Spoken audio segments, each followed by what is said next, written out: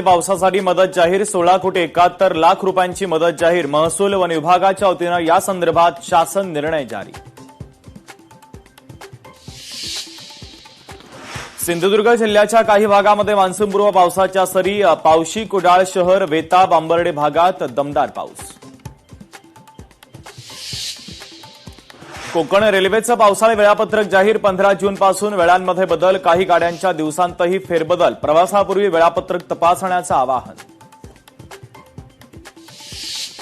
इंदापूरमध्ये कृषी विभागाच्या वतीनं खरीप हंगामाची जोरदार सुरुवात मसोबाची वाडी इथं कृषी अधिकाऱ्यांच्या वतीनं खरीप हंगाम शेतकरी प्रशिक्षण पार।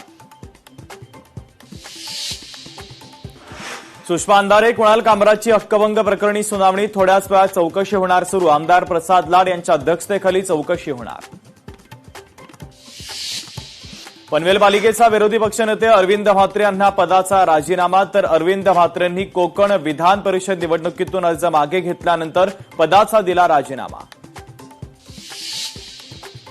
नागपुरात हिंदू महिलेच्या धर्मांतराचा प्रयत्न जुन्या कामठीच्या मरियम अम्मा दर्ग्यातील प्रकार 6 जणांच्या विरोधात पोलिसांनी केला गुन्हा दाखल।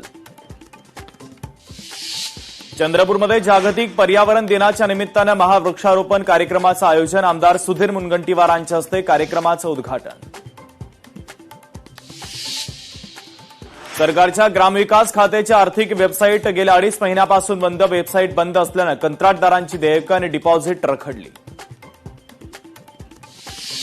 वसईतील नेल पॉलिश उत्पादन करणाऱ्या कंपनीला भीषण आग आगीचं कारण अस्पष्ट सुदैवानं आगीमध्ये कोणतीही जीवितहानी नाही।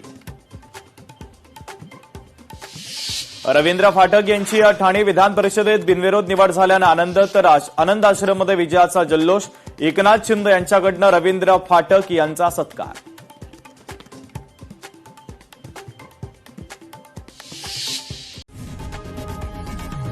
लोकशाही मराठी ऐका, पहा, जागरूक रहा।